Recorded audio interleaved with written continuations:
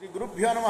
శ్రీ మహాగణాధిపతి నమ. శ్రీ స్వస్తి నమ. సరస్వతి నమ. భక్తులారా, వ్యాసప్రోక్త భాగవత మహాపురాణం యథాతథంగా చెప్పుకున్నాం. ఇందులో భాగంగా నిన్నటి వరకు మూడు స్కందాలు పూర్తి చేసి 4వ స్కందంలో కూడా 23 భాగాలు చెప్పుకున్నాం. ఈరోజున 24వ భాగం చెప్పుకునే ముందు వ్యాసవారిని ప్రార్థన చేసుకుందాం. వ్యాసాయ విష్ణు రూపాయ వ్యాస రూపాయ విష్ణవే నమో వై బ్రహ్మనిదయే వాసిస్తాయ నమో నమః. సమర్థ సద్గురు సాయినాథ్ మహారాజ్ కి జై. ఎందులో ఉన్నాం మనం?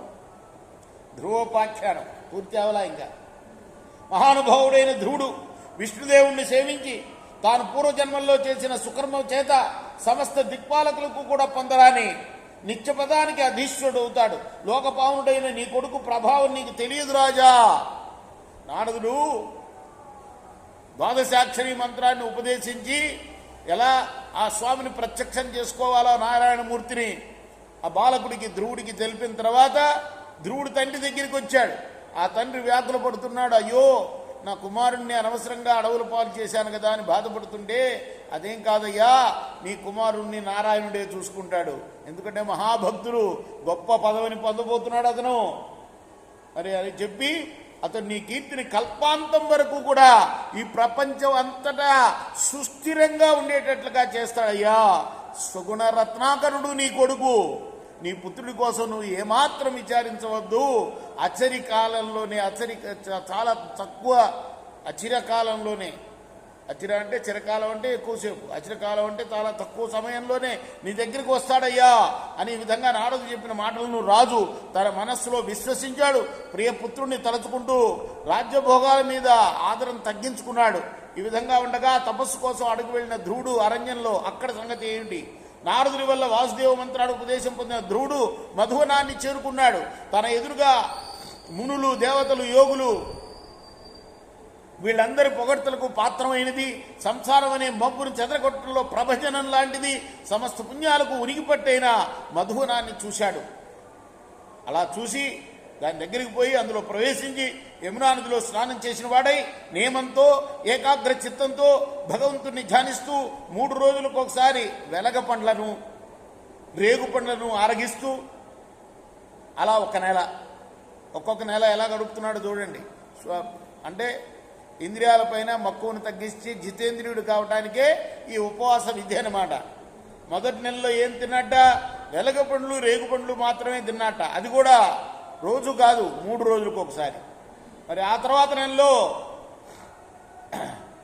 6 దినాలకి ఒకసారి వాటంతర అవే ఎండి కింద పడ్డ ఆకుల్ని తింటూ, ఆ నెలలో కూడా 6 రోజులకు ఒకసారి ఆకుల్ని తింటూ 2వ నెల కలిపాడు. తర్వాత 3వ నెల 9 రోజులకు ఒకసారి నీటిని మాత్రమే తాగి ఏకాగ్ర చిత్తంతో ఆ మాధవుడి కోసం తపస్సు చేశాడు. ఆ తర్వాత నెలలో 4వ నెలలో 12 దినాలకు ఒకసారి గాలిని ఆరగిస్తూ, కేవలం గాలే, ఉచ్ఛ్వాస నిశ్వాసాలను నిరోధించి, అంటే ఆ గాలి కూడా 12 రోజులకు ఒకసారి పీలుస్తున్నట్ట. అంటే 12 రోజులు నిరోధించాడనమాట. ఇలా 4వ మాసం. ఇక ఆ తర్వాత 5వ మాసంలో గాలిని కూడా పోల్చకుండా ఒంటి గాలిపై నిలిచి పరమాత్ముని భజించుతూ ప్రాణం లేని మోడులాగా నిశ్చలంగా 5వ నెల కలిపాడు. ఆ తర్వాత చాంచల్య రహితమైన తన హృదయంలో శబ్దాది భూతాలకు, చక్షురాదులైన ఇంద్రియాలకు విశ్రాంతి స్థలమైన మనస్సును ఇతర విషయాలపైకి పోనివ్వకుండా మహత్తు మొదలైన తత్వాలకు ఆధారభూతుడు, ప్రకృతి పురుషులకు అధీశ్వరుడు, మహదాదులకు కూడా ఆరాధ్యుడైన వాడు, శాశ్వతుడు, పరబ్రహ్మము అయిన భగవంతుణ్ణి తన హృదయ పద్మంలో నిలుపుకున్నాడు. శ్రీహరి రూపాన్ని తప్ప మరి దేనిని మనస్సులో స్మరించకుండా తన చిత్తాన్ని సదాయత్తం చేశాడు. ఈ విధంగా ధ్రువుడు తీవ్రమైన తపస్సు సాగించాడు. అతని తప ప్రభావాన్ని, తేజస్సును సహించలేక ముల్లోకాలు కంపింపడం మొదలుపెట్టాయి. ధ్రువుడు భూమిపై ఒంటికాలు మోపి అలా నిలుచున్నాడు కొయ్యలాగా. రాజకుమారుడైన ధ్రువుని కాలి బొటన వేలి ఒత్తిడికి సగం భూమి మదపుటి ఏనుగు పడవపై ఎక్కి కుడి ఎడమలకు ఒరిగినప్పుడు అడుగుడుగా కంపించే పడవలాగా వణిగిపోయింది ఆ భూమి. ఓ పరీక్షిత్ మహారాజా, ధ్రువుడు ఏకాగ్ర దృష్టితో చరాచర విశ్వానికి అధీశ్వరుడైన భగవంతుణ్ణి ధ్యానించాడయ్యా. తదేక చిత్తం. అది మనం అప్పుడప్పుడు కదా, ఎప్పుడు ఉండదుగా మన చిత్తం ఆయన మీద నిలిచి.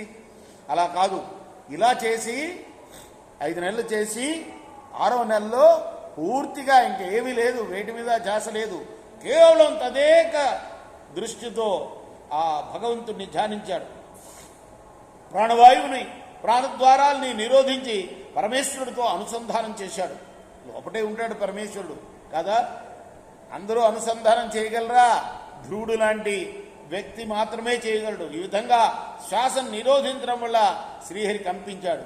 ఆయన కంపించగానే అఖిల లోకాలు కంపించాయి. అంతకుముందు భూమి కంపించింది, ఒంటికాల మీద నిలబడితే ఆ బొటన వేలు ఒత్తిడికి.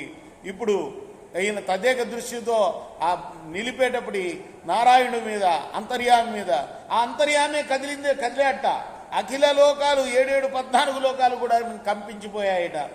మరి చూడటానికి భయంకరమైన లోకాలకు సంభవించిన ఆ విపద్దశను ఆలోకించిన అష్టదిక్పాలకులు మొదలైన లోకపాలకులు భయంతో లోకరక్షకుడైన పుండరీకాక్షుణ్ణి శరణు వేయటానికి వెళ్ళారు. ఆ విధంగా విష్ణు వద్దకు వెళ్ళిన దేవతలందరూ కూడా నారాయణుడికి నమస్కరించి చేతులు మోడ్చి అన్నారు, పరమాత్మ, హరి పరమాత్మ కేశవ చరాచర భూత శరీరధారివై పరగుదు నీవు నిట్టులుగా ప్రాణ నిరోధ మెరుంగమెందు ముందిరువుగా దేవదేవ జగదీశ్వర సర్వశరణ్యని పదాంబృహములర్ధిమై శరణు పొందేమార్తి హరించి కావవే. అయ్యా, అంతర్యామిగా ఉండేవాడివి సర్వప్రాణుల్లో నువ్వు. పూర్వం ఎప్పుడు ఈ విధంగా మాకు ప్రాణ నిరోధం ప్రాప్తించలేదు. ఊపిరాడక ఉక్కిరి బిక్కిరి అయిపోతున్నావయ్యా.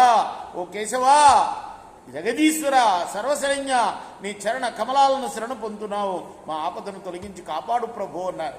రేపు మనం మరొక భాగం 25వ భాగం చెప్పుకుందాం. కృష్ణార్పణమస్తు, సాయి కృష్ణార్పణమస్తు. శ్రీ సచ్చిదానంద సద్గురు సాయినాథ్ మహారాజ్ की जय. చేకోరా హారతి దిగో సద్గురునాథ దేవ సాయినాథ. పాంచభౌతిక తత్వములనే హారతులిత్తుమురా నిర్గుణం మగ స్థితే